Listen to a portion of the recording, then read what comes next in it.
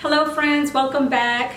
Thank you for being here. Today we're going to be talking about more tips on how to stay warm as a raw vegan in the winter. And this one's going to be talking about warm foods. So if you're interested, stay tuned.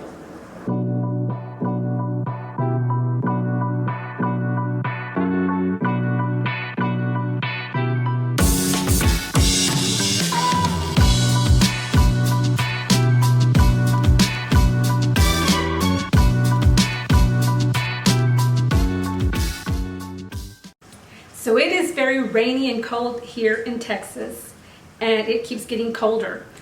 Now in my daily routine, what I like to do for breakfast and for lunch most of the time is have a smoothie. And of course, in this weather, I do not want to have a cold smoothie, as you probably don't either. So what do I do in this situation? Well, what I like to do is I go ahead and prepare my smoothie the way I normally would, which my bananas, they're frozen, and if I put any berries, they're also frozen. So that means when I make this smoothie, it's going to be really cold. But what I like to do in the winter is warm my smoothies. And in case you don't know, you can warm up your food, including your smoothies, up to 118 degrees. And if you're wondering, well, how hot is that? Am I going to kill the nutrition in that? No, you will not. But what I like to do, I don't let it warm up that hot. What I do is I make my smoothie, and then after making my smoothie, what I do is I get a pan, like a saucepan, and I put the smoothie in there, and I just, warm it up. And what do I use to gauge when to stop, warming it up? This. I use my finger. I just warm it to touch. I put my finger in there. Is it warm? If it's warm, I stop. I don't let it boil. I don't let it get too hot or anything like that, because I don't want to kill any of the nutrients in the smoothie. So that's number one tip. Before we go on, I just wanted to remind you that I have a free ebook. I will put the link below in the description, and you can grab your free ebook. In that free ebook, there is warm drinks that you can make for the winter. So don't forget to go down there and grab that. Okay, so now let's say for dinner. For dinner, if I'm going to make a salad, what I like to do, knowing that, it's winter and I don't want a cold salad and that's what I'm going to have, I like to put a lot of the vegetables in the counter and just leave them there. And some of the vegetables that you can leave on your counter, they won't go bad, as long as you don't leave them there forever, but they usually don't last that long. So what I like to do is put some of those vegetables and leave them on the counter. That way they're room temperature and my salad will be room temperature.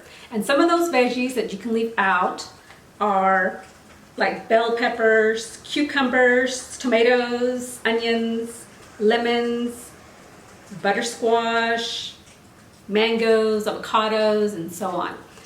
So those are some of the ones that I like to leave out in the counter, because that way I know that my salad will be only room temperature.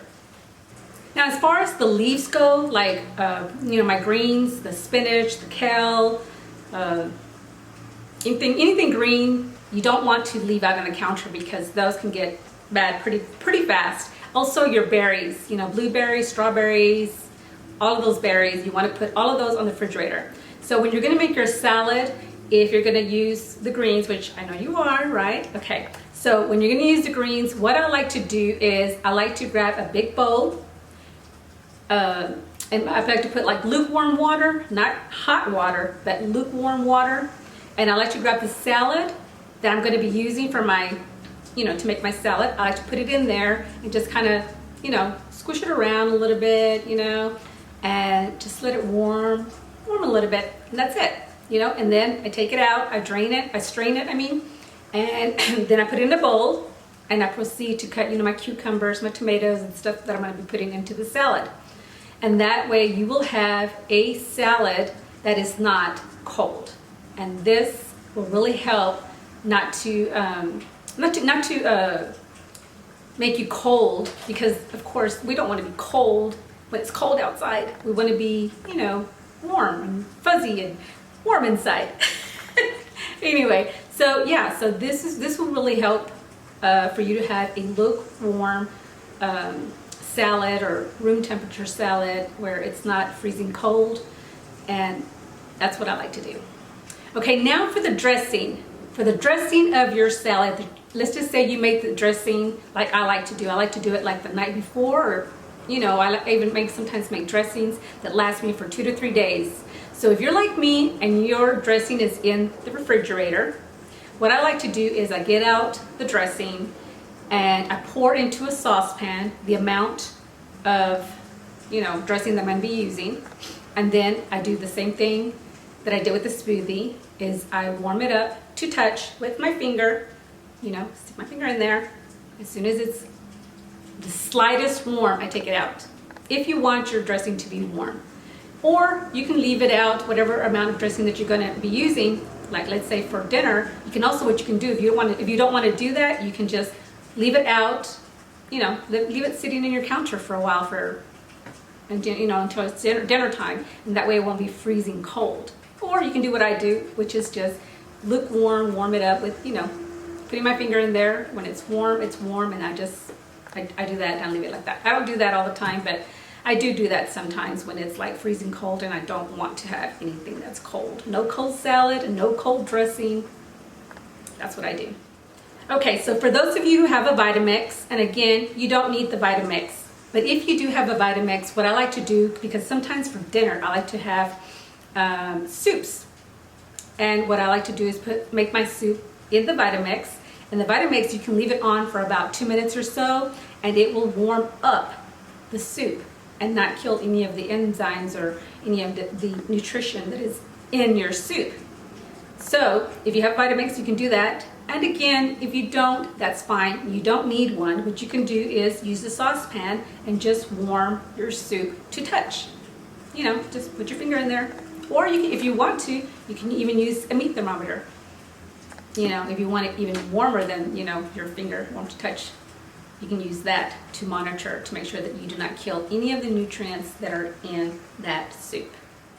Okay, another tip that I have for you is if you have a dehydrator. And again, you don't have to have a dehydrator, but if you do, one of the good things that you can do is let's just say you're making the salad, you have your salad and you want it to kind of just have it a little warm, of course not hot. So what you can do is you can even put the whole salad bowl in your dehydrator and just leave it there. Just leave it there for a while. Or what you can do is put all the veggies that you're going to be using that are cold, but you want to maybe warm them up a little bit. You can put all of those in your dehydrator and have them warm up or marinate. You can even marinate them, if you're going to do that, and put them in the dehydrator and leave them there for a few hours, and they'll be perfect for when you're ready to eat your dinner. And my last tip, another thing that you can do is use a warm plate. What do I mean by that? Well, sometimes I do this. Let's just say I'm going to have like maybe zoodles or something like that. What I like to do is I don't like to warm up any of my drinks or my foods in the microwave.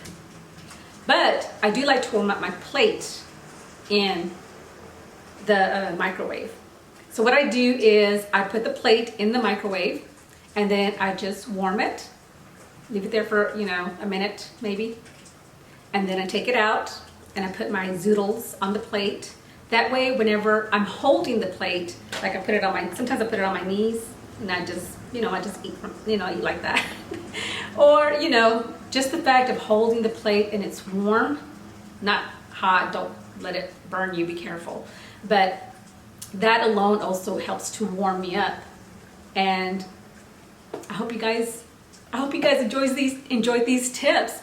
So I hope you guys enjoyed these tips on how to stay warm in the winter. If you liked it, please don't forget to give it a thumbs up. Don't forget to subscribe and hit the notification bell so you can stay notified to my next video. I hope you guys have a wonderful day and stay warm. Love you guys.